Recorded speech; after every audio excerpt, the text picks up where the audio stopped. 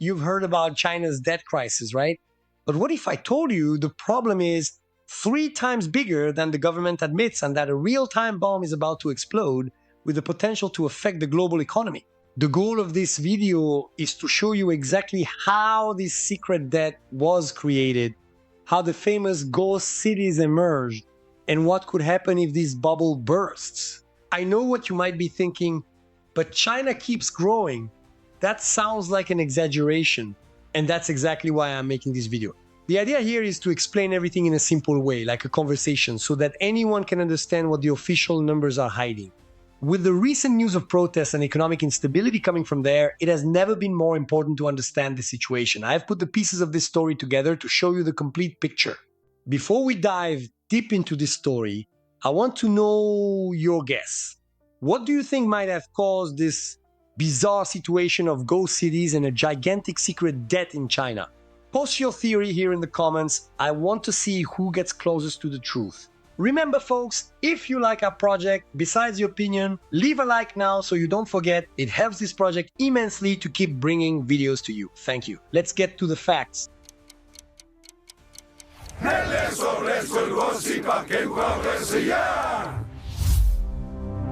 And this image of accelerated growth isn't for nothing.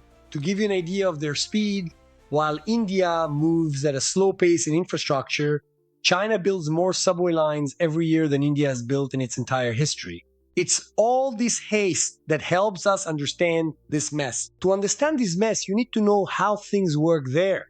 In China, a politician like a mayor or governor here only gets a promotion if their region's economy grows a lot. Think of it like a game. The central government says the target is 5% growth. If the politician delivers 5%, they just did the basic. To level up and move to a bigger city or a better position, they need to deliver much higher growth, like 6.5% or 7%.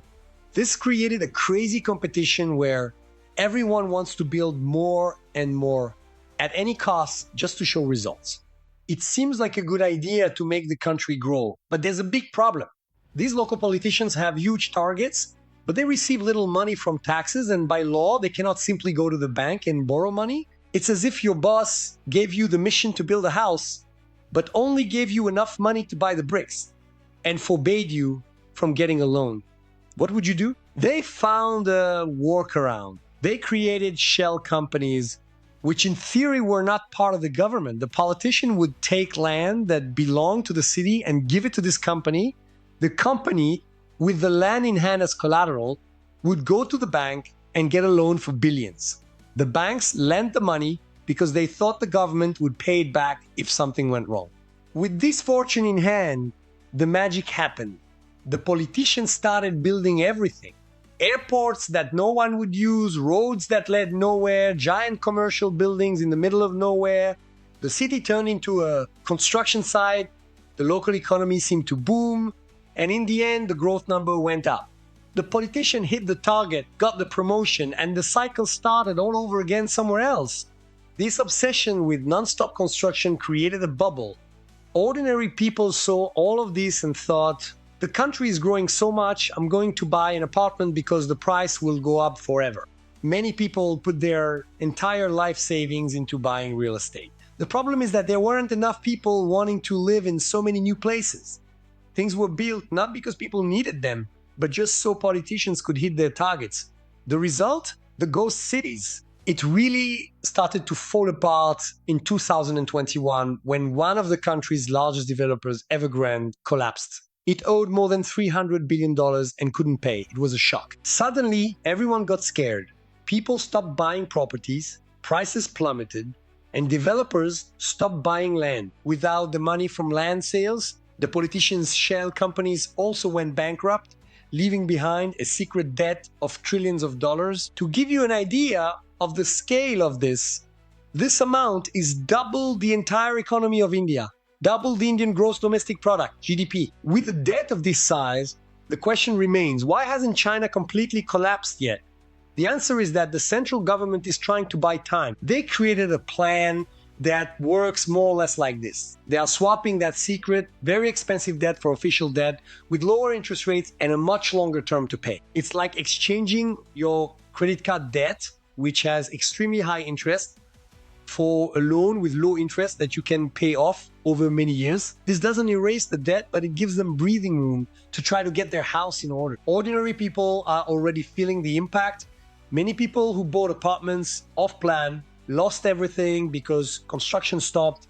This generated many protests. Furthermore, with the weaker economy, youth unemployment reached a record high.